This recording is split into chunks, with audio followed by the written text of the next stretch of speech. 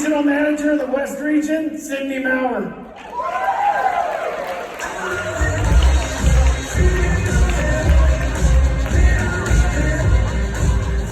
Hello everyone, I'm excited to be here with you guys today. So I've noticed that some people take trials and look at it as a negative thing, and they want to get out of these trials as fast as we can. But sometimes people take trials and turn it into an opportunity. And our next guest has done just that. She's been faced with challenge after challenge, and all these challenges have turned her into an incredible mom, leader, wife, and friend. Let's welcome to the stage three-time elite coach, Melissa Galamay.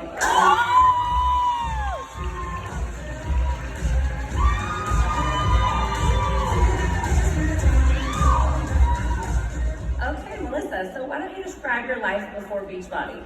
So my life before Beachbody, it was kind of just heavy. I grew up with lots of trauma, and as an adult, I tried to stuff all of that trauma and build my way up the corporate ladder. And so I found myself working in a corporation where I was putting in 45 to 55 hours a week with a 3-hour commute each way. I had 2 small children and no time for my family. I was living off of Red Bulls and Snickers bars and hitting fast food on my way home.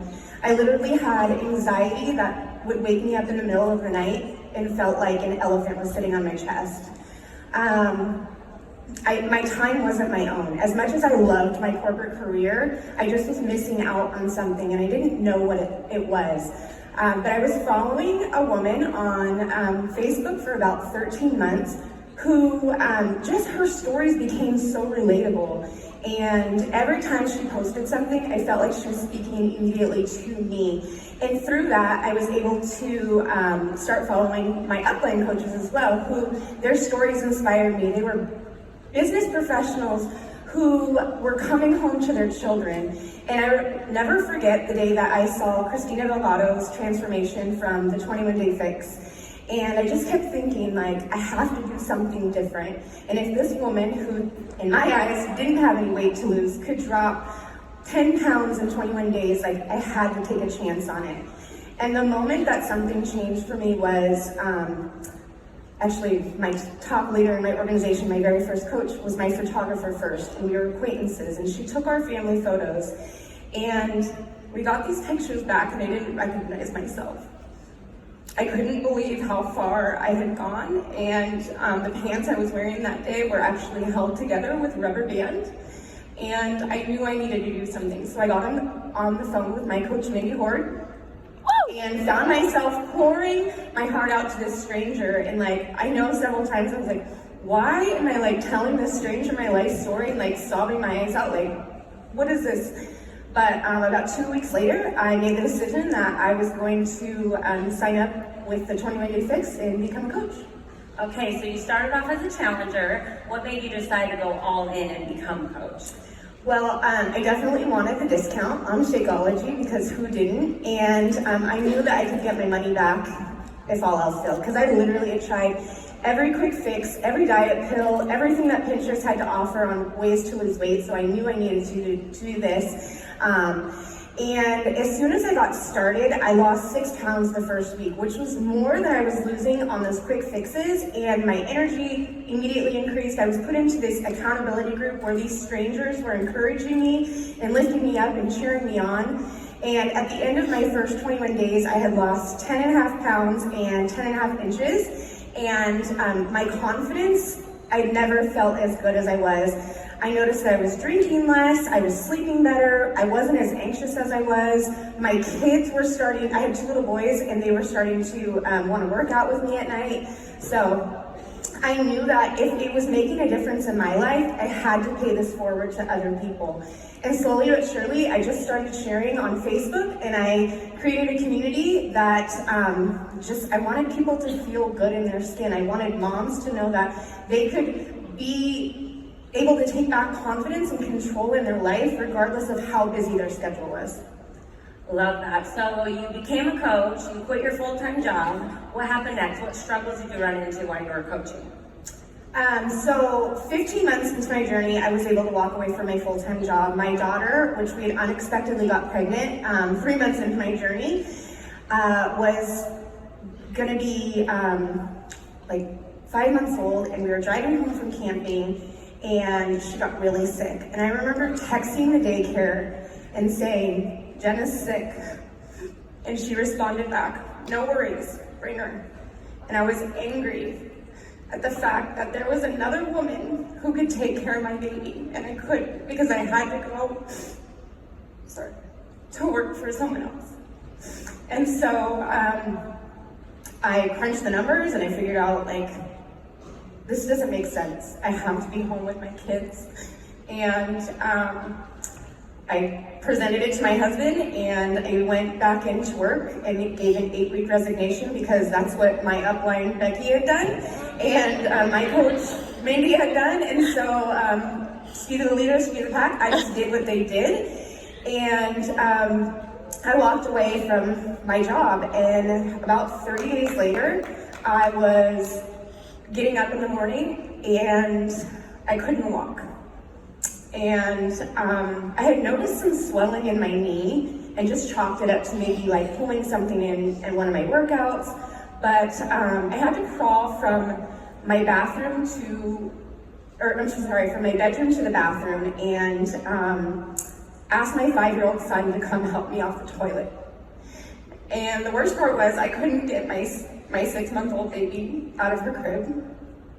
I didn't know what I was gonna do. And after really pushing it and having to advocate for myself, we found out that I was diagnosed with full-blown rheumatoid arthritis, which has caused permanent damage in this right arm. And immediately I was angry with this diagnosis, because I had just quit my full-time job, and they were telling me, "You need to slow down, you can't be so active. We're gonna put you on steroids, which is probably gonna make you gain weight," which it did, 15 pounds, which also caused like lots of mood swings and mindset stuff. Like, I was all over the place. And I figured out that I just wasn't gonna take their medication, and I was gonna do this on my own. So while I was trying to change my eating habits and figure out what was working with the inflammation in my body, I started drinking a lot more. And I'd always struggled with addiction my whole life. But after I started having kids, I switched from using drugs to drinking alcohol. And I live in wine country, where it's just normal. We live in the mommy culture where everyone drinks. And I'd say I of 2016, I was angry at this diagnosis. And then I knew I needed to make a choice for not only my health, but like the future of my family. And I made a decision to quit drinking, but not one that didn't come without regret. So on September 18th of 2016, my husband and I went wine tasting for his birthday, which was my idea. He did not want to go, but we went and we took my daughter, and our tasting turned into 3 bottles of wine. And like most times when I was drinking, I blacked out. And thank God nothing happened. But when my husband had stopped at a store in our town, apparently I got out and went in the store too, and left my 1-year-old baby in the car. And nothing happened, but I woke up the next morning with so much shame and regret and guilt, and that wasn't a foreign feeling to me. And so while I had this amazing business that was breathing life into me, and I felt like I had it all figured out, and I was able to come home to my kids and do all these things, there was another part of my life that I had no control over.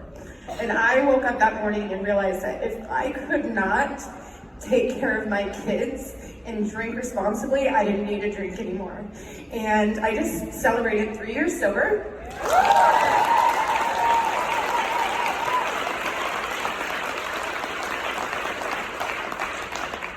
And it's now my mission to pay that forward. And this opportunity has just given me this platform to serve people with chronic pain, to serve people who are struggling with addiction or mindset or anxiety and depression. And I know that people have this perception that you sign as a coach and everything gets fixed, but it's we continue to face these things, and I feel like it's my responsibility to take my mess and turn it into a message so that I can serve others.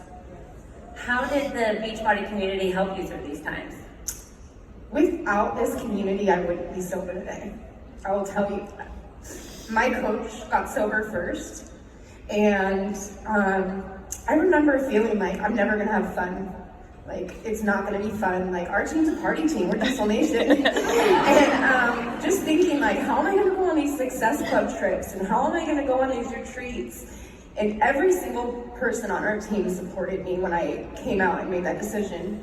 And when I started sharing my story openly, it was this community that lifted me up. When I started telling the really ugly parts of my story that I didn't want anyone to know, like leaving my daughter in the car, it was this community that lifted me up and that has prayed for me, encouraged me, inspired me to keep going. And when I have a high pain day, they're the ones that are cheering me on and encouraging me. So without our team and this incredible community, like so many of you guys have inspired me and you don't even know it.